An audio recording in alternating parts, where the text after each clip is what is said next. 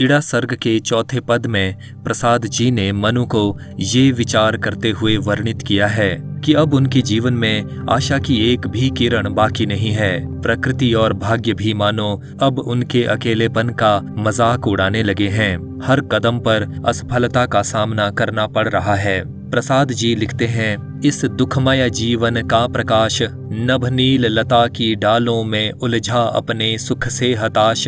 कलियां जिनको मैं समझ रहा वे कांटे बिखरे आसपास। कितना बीहड़ पथ चला और पड़ रहा कहीं थक कर नितांत। उन्मुक्त शिखर हंसते मुझ पर रोता मैं निर्वासित अशांत। इस नियति नटी के अति भीषण अभिनय की छाया नाच रही। खोखली शून्यता में प्रतिपद असफलता अधिक कुलांच रही। पावस रजनी में जुगनू गण को दौड़ पकड़ता मैं निराश। उन ज्योति कणों का कर विनाश। आइए अब इस पद को समझने का प्रयास करते हैं। प्रसाद जी लिखते हैं, इस दुखमय जीवन का प्रकाश नभनील लता की डालों में उलझा अपने सुख से हताश। जीवन का प्रकाश अर्थात जीवन की आशाएं और आकांक्षाएं। नभनील लता अर्थात नीले आसमान रूपी बेल। हताश अर्थात ना उम्मीद या आशाहीन। इस दुखमय जीवन का प्रकाश नभनील लता की डालों में उलझा। मनु अपने असफल और निराश जीवन पर विचार करते हुए कहते हैं कि जिस प्रकार नीले आकाश रूपी लता की डालियों में या आकाश के इस विस्तार में ग्रह नक्षत्र और चांद सूरज उलझे हुए नजर आते हैं, यानी कभी इनका प्रकाश खूब बिखरता है और कभी छुप जाता है, उसी प्रकार मेरे इस दुख से भरे जीवन में जो भी आशाओं और आकांक्षाओं का उजाला था वो धरती और आकाश के इस फैलाव में उलझ कर रह गया है, यानी उससे मुझे सही दिशा या रास्ता नहीं मिल रहा है। इन पंक्तियों का दूसरा अर्थ ये भी किया जा सकता है कि मनु विचार करते हुए कहते हैं कि मेरे दुख भरे जीवन में जो आशा की थोड़ी बहुत किरणें थीं, वे आसमान के उस पार ही रह गई हैं। उन्हें पृथ्वी पर आने के लिए आकाश रूपी बेल में डालियों की तरह लटके चांद, तारों, ग्रह नक्षत्रों, उल्काओं आदि ने रोक रखा है। प्रसाद जी कहना चाहते हैं कि अक्सर दुखी व्यक्ति आकाश की ओर देखता है और किसी न किसी शुभ संकेत या प्रेरणा की कामना करता है या प्रकृति और परमेश्वर से शिकायत करता है, मगर मनु को आकाश में भी आशा की कोई किरण नजर नहीं आ रही है। उन्हें लगता है कि चांद तारों की गति या ग्रह नक्षत्रों की स्थिति भी उनके पक्ष में नहीं है। आकाश में उनके लिए एक भी शुभ संकेत नहीं है। उनके भाग्य की अच्छी बातें, अच्छी चीजें और उनके जीवन के लिए जो भी अच्छे शकुन या संकेत थे वे आसमान के पार ही रह गए हैं। उनका मनु तक पहुंचना अब असंभव सा लगता है। अपने सुख से हताश मैं जिन बातों, कार्यों या घटनाओं को सुखद समझता था वे अंततः मुझे नाउम्मीद ही कर रही हैं, यानी सुखों का पीछा करते करते मैं अब निराशा में डूब गया हूँ। यहाँ पर नभ नील लता में अनुप्रास और रूपक अलंकार है, साथ ही दृश्य बिंब की भी योजना है। कलियां जिनको मैं समझ रहा वे कांटे बिखरे आसपास। कलियां अर्थात सुख के साधन या क्षण, कांटे यहाँ पर दुखों के प्रतीक हैं।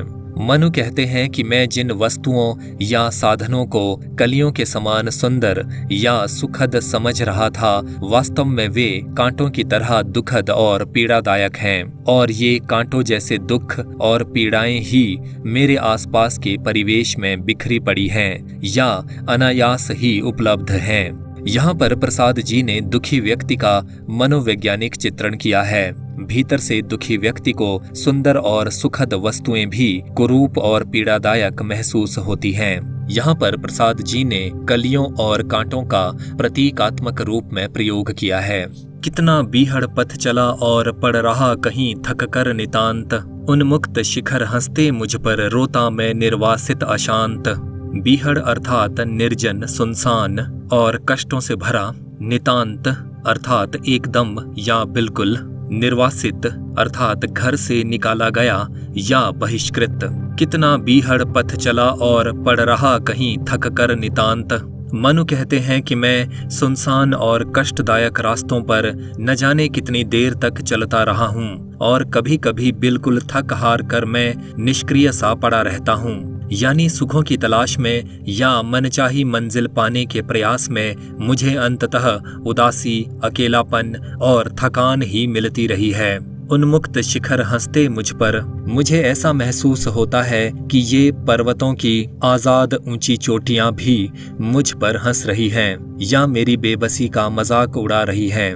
रोता मैं निर्वासित अशांत और मैं अपने घर तथा परिवेश से बहिष्कृत या परिस्थितिवश घर छोड़कर निकला हुआ व्यक्ति बेचैन होकर आंसू बहा रहा हूँ। यहाँ पर प्रसाद जी ने मनु के माध्यम से दुखी व्यक्ति का मनोवैज्ञानिक चित्रण किया है।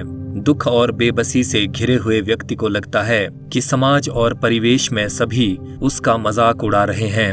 यहाँ पर शिखरों के हंसने का चित्रण होने के कारण मानवीकरण अलंकार है और दोनों पंक्तियों में दृश्य बिंब की भी योजना है।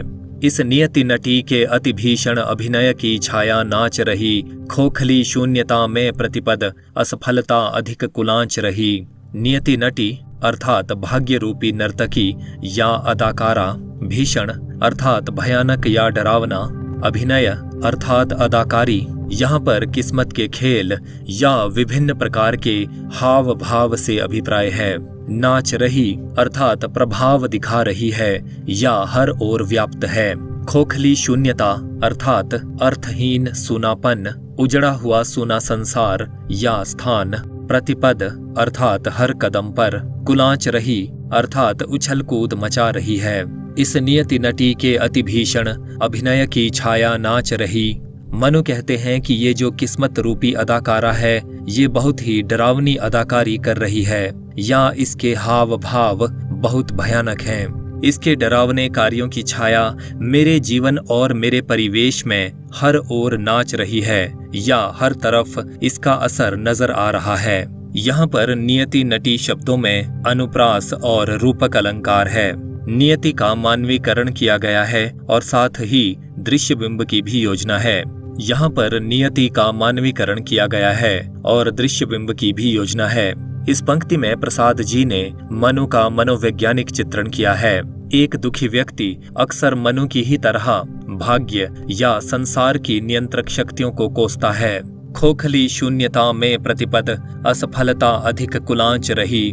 ये जो अर्थहीन सूनापन है या उजड़ा हुआ परिवेश है, इसमें हर कदम पर नाकामी या नाकामयाबी बहुत ज्यादा उछल कूद मचा रही है। यानी मैं जो भी कार्य करने का प्रयास करता हूँ उसमें मुझे हर कदम पर असफलता ही मिल रही है। यहाँ पर असफलता का मानवीकरण किया गया है और असफलता के उछलने कूदने का दृश्य अंकित होने के कारण यहाँ दृश्य बिंब की भी योजना है। पावस रजनी में जुगनू गण को दौड़ पकड़ता मैं निराश, उन ज्योति कणों का कर विनाश।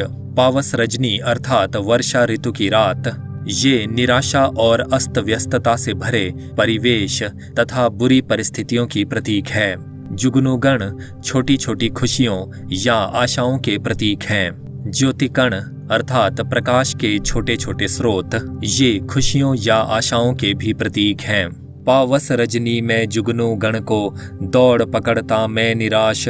मनु विचार करते हुए कहते हैं कि मैं वर्षा ऋतु की रात में दौड़ दौड़ कर जुगनुओं को पकड़ रहा हूँ और उन्हें पकड़कर भी मैं निराशा ही पा रहा हूँ। उन ज्योति कणों का कर विनाश, प्रकाश के उन छोटे छोटे स्रोतों को मुट्ठी में भरकर मैं उन्हें मानो दम घोंट कर नष्ट ही कर देता हूँ, क्योंकि हर वस्तु स्वतंत्र होकर ही प्रकाश बिखेर सकती है, परतंत्र होकर उसके सभी गुण नष्ट हो जाते हैं। इन पंक्तियों का दूसरा अर्थ ये भी हो सकता है कि मैंने अपने जीवन में सुख की रोशनी देने वाले सभी स्रोतों को खुद अपने हाथों नष्ट कर दिया है और अब वर्षा ऋतु की अंधेरी रात जैसी विषम परिस्थितियों में मैं जुगनू जैसे छोटे छोटे सुखों या छोटी छोटी खुशियों की तलाश में मारा मारा फिर रहा हूँ। और जब मैं इन्हें मेहनत करके पा लेता हूँ तो लगता है कि ये जुगनू जैसी खुशियाँ तो तुच्छ और नगण्य हैं। इनसे जीवन में आशा के स्थान पर निराशा का ही संचार होता है। यहाँ पर प्रसाद जी कहना चाहते हैं कि बहुत ज्यादा परिश्रम करके जब बहुत कम वस्तुओं की प्राप्ति होती है तो मनुष्य निराशा से भर जाता है। यहाँ पर पावस रजनी, जुगनू गण और ज्योति कणों में प्रतीकात्मकता है। उन ज्योति कणों का कर विनाश पंक्ति में अनुप्रास अलंकार है। दोनों ही पंक्तियों में दृश्य बिंब की भी योजना है।